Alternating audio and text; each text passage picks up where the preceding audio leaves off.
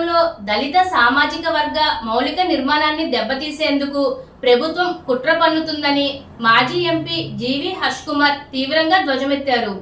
ఈ సందర్భంగా ఆకివీడు పెద్దపేట ఘటనలో అక్రమంగా అరెస్ట్ అయి రాజమహేంద్రవరం సెంట్రల్ జైలు నుండి నేడు విడుదలైన 10 మందిని 5 పురుషులు 5 మహిళలు ఆయన స్వయంగా కలిసి వారికి ఘనస్వాగతం పలికి సంఘీభావం ప్రకటించారు. ఈ సందర్భంగా ఆయన మీడియాతో మాట్లాడుతూ రాష్ట్రంలో హర్ష్ కుమార్ వస్తాడా లేదా ఇంకెవరైనా రానివ్వండి, దళిత సామాజిక వర్గ వ్యవస్థను చిన్నాభిన్నం చేస్తామనే ధోరణిలో ప్రభుత్వం వ్యవహరించడం దుర్మార్గమని, ఆకివీడులో క్రైస్తవ దళిత సామాజిక వర్గాన్ని అరెస్టు చేసిన సమయంలో సదరు ఎస్పీ వాడిన పదజాలం అత్యంత దారుణమని, జైలుకు పంపే ప్రక్రియలో దళితుల పట్ల వారు ప్రదర్శించిన వివక్షపూరిత వైఖరిని మేము తీవ్రంగా ఖండిస్తున్నామని అన్నారు.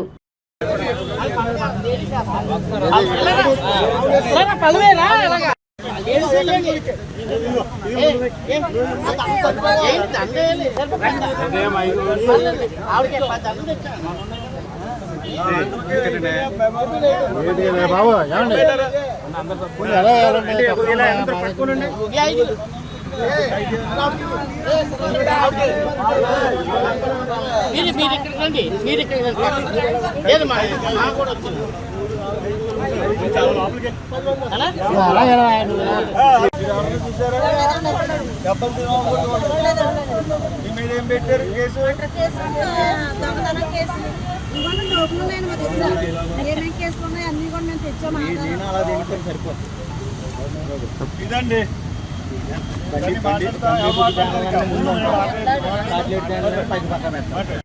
ఆకివీడు పెద్దపేటలో ఉన్న దళిత పేటలో 50 మంది మీద అక్రమ కేసులు, కేసు ద్రోహ కేసులు అయితే పెట్టారో ఆ కేసులు బెయిల్ మీద రిలీజ్ అవుతున్న దళిత మహిళలకు, దళిత యువకులకు అందరూ కూడా ముందుగా నా హృదయపూర్వకమైన పోరాటపూర్వకమైన జైబీలు తెలియజేస్తున్నాం. ఎన్ని అక్రమ కేసులు పెట్టినా కానీ చట్టం అందరికీ సమానమే. ఈరోజు ఈ ఆకివీడు పెద్దపేటలో ఉన్న దళితుల్ని జీవితకాలం జైల్లో పెట్టాలనుకున్న కుట్ర పడిన రఘురామరాజుకి చట్టం, రఘురామకృష్ణరాజుకి చట్టం అందరికీ సమానమని ఈరోజు అక్కడ ఉన్న దళిత లాయర్లు కృషితో త్వరగా బెయిల్ రావడం మనకి ఆనందకరమైన విషయం. అది కేవలం భారత రాజ్యాంగం వాళ్ళ న్యాయశాఖ వల్ల కోర్టు వల్ల వచ్చిన హక్కు మనకి అందరికీ, పేదోళ్ళకైనా ఉన్నవారికైనా అందరికైనా సమానమైన హక్కుని నిరూపించింది.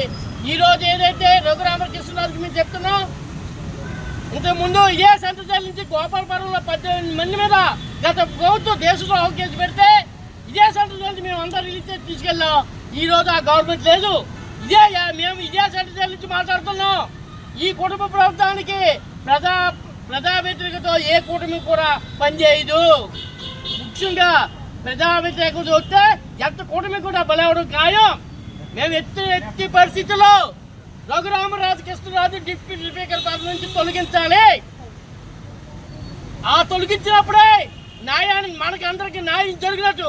ఆ పదవి తొలగించే వరకు అర్హతతో పాటు బహుజన సమాజ్ పార్టీ పూర్తిగా మీ ఆకివీడు పెద్ద దళితులకు అండగా ఉంటారని తెలిసి స్పీకర్ అయి ఉండి ఉద్దేశపూర్వకంగా కుట్ర కోణంతో ఈ దళితుల మీద, ఆకివీడు పెద్దపేట దళితుల మీద మనాయించారు. ఇది తీవ్రంగా ఖండిస్తున్నాం. మేము రఘురామకృష్ణరాజు గారు మీకు సవాల్ తీసుకుంటున్నాం. మీకు దమ్ముంటే రాజ్యాంగం ప్రకారంగా మమ్మల్ని ఢీకోండి, అంతేగాని మీ అధికార బలంతో, కుల బలంతో మాత్రం దళితుల మీద దాడి చేయటం మేము తీవ్రంగా ఖండిస్తున్నాం. ఈ విధమైన పోకడ పోయినట్లయితే భవిష్యత్తులో మీకు రాజకీయ భవిష్యత్తు ఉంటుందనే సందర్భంగా మేము తెలియజేస్తూ, ఈ బాధితులు జైలు నుంచి రిలీజ్ అయిన మొత్తం అందరు బాధితులు ఈరోజు రిలీజ్ అవ్వడం జరిగింది వేరు వేరు జైలు నుంచి. వారందరికీ మా యొక్క విప్లవాత్మకమైన జైభీములు తెలియజేస్తాం. ఈ రోజున రాష్ట్ర స్పీకర్ శ్రీ రఘురామకృష్ణరాజు గారు, డిప్యూటీ స్పీకర్ శ్రీ రఘురామకృష్ణరాజు గారి పదవి వ్యామోహం వల్ల ఇంతమంది దళితులు జైలును పాలయ్యారంటే ఇది చాలా సిగ్గుచేటు అండ్ చాలా బాధాకరం. ఆయన ఏదైతే ఒక సర్వే చేయించుకున్నాడో, ముఖ్యమంత్రి అభ్యర్థి కింద మీరు జగన్మోహన్ రెడ్డిని ఎన్నుకుంటారా, చంద్రబాబు నాయుడుని ఎన్నుకుంటారా, రఘురామకృష్ణరాజుని ఎన్నుకుంటారా అని చెప్పి ఆయన దగ్గర సుమారు 90 లక్షల రూపాయలు ఖర్చు పెట్టి ఒక సర్వే చేయించుకున్నాడు. ఆ సర్వేని ఆర్ఎస్ఎస్ బీజేపీ అధిష్టానం దగ్గరికి తీసుకుని వెళ్ళి సబ్మిట్ చేస్తే వాళ్ళు చాలా క్లియర్గా రఘురామకృష్ణరాజు గారికి చెప్పినటువంటి ఇన్స్ట్రక్షన్స్ ఏంటంటే, గూగుల్ ట్రెండ్లో చంద్రబాబు నాయుడికి జగన్మోహన్ రెడ్డికి ఉన్నటువంటి క్రేజ్ మీకు లేదు రఘురామకృష్ణరాజు గారు, ముందు మీరు క్రేజ్ పెంచుకుని రండి అని అన్నారు. దాంట్లో భాగంగానే ఆయన చూస్తున్నటువంటి కుట్రపూర్వక రాజకీయం ఏంటంటే, ఆయన సెల్ఫ్ ఎజెండాతో ఆయన వ్యక్తిగత క్రేజ్ పెంచుకోవడానికి రాష్ట్రంలో మత కలహోలాలు సృష్టిస్తున్నాడు. ఈ ఆకివీడి ఘటనే దానికి పూర్తి నిదర్శనం.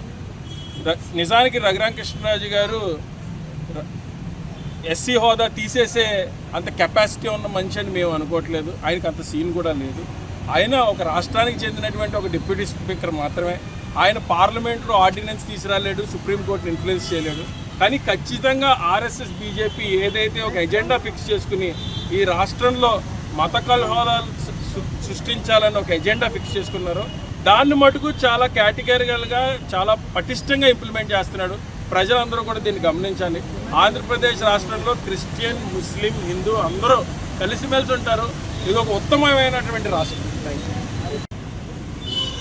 ఇది ఎంత దారుణమైన సంఘటన మీకు అర్థమవుతూ ఉండాలి. ఓ పక్కన చిన్న పిల్లలు, ఒక అబ్బాయి వేళ డిగ్రీ ఎగ్జామ్ ఆడోళ్ళు అందరూ 50 సంవత్సరాలు దాడేసిన ఆడోళ్ళు. వీళ్ళ మీద రాష్ట్ర ప్రభుత్వం ఏ కేసు పెట్టిందంటే అటెంప్ట్ మర్డర్. వీళ్ళ పేరు లేదో, ఎవరైతే ముగ్గురు దెబ్బతిన్నారో వాళ్ళకి తెలియదు, వీళ్ళు ఎవరో వాళ్ళకి తెలీదు. వాళ్ళు కూడా ఆ దెబ్బలు తిన్న ముగ్గురిని కూడా వీళ్ళు చూడలేదు. నేను వీళ్ళతో మాట్లాడాను, అదే స్పష్టంగా చెప్పారు వాళ్ళు ఎవరో మాకు తెలీదు, వీళ్ళని ఎందుకు తీసుకొచ్చారో తెలియదు. ఎన్నో శ్రీరామనవమి రోజున వచ్చి అయ్యింది గొడవ. 29వ తారీఖున 27వ తారీఖున జరిగింది. 27 నుంచి ఈ రోజు వరకు కూడా ఆకివీడు ఎవరిని వెళ్ళనివ్వట్లేదు. ఈ రోజు వరకు నేను 2 సార్లు వెళ్ళడానికి ప్రయత్నిస్తే హౌస్ అరెస్ట్ చేశారు. ఓసారి పాలకొల్లు ఆఫ్ చేశారు. నాకు పర్మిషన్ ఇస్తా అన్నారు కానీ ఇవ్వలేదు. నేను వీళ్ళందరి గురించి అన్నిటికన్నా దారుణం ఏంటంటే, వీళ్ళకి బెయిల్ వచ్చి 2 రోజులు అయింది. 2 రోజులు బెయిల్ అయినా కానీ సాల్వెన్సీ సర్టిఫికేట్ ఇవ్వకుండా గ్రామాల్లో అధికారులని ప్రలోభపెట్టి అధికారులకి ఆదేశాలు ఇచ్చి ఎస్పీ, కలెక్టరు, రఘురామకృష్ణరాజు ఈ ముగ్గురు కలిసి సాల్వెన్సీ సర్టిఫికేట్లు కూడా ఇవ్వకుండా వీళ్ళని అక్రమంగా 2 రోజులు బెయిల్ వచ్చినా సరే 2 రోజులు జైల్లో ఉంచారు. కాబట్టి ప్రభుత్వం ఏ రకంగా ఉందో మనకు అర్థమవుతుంది.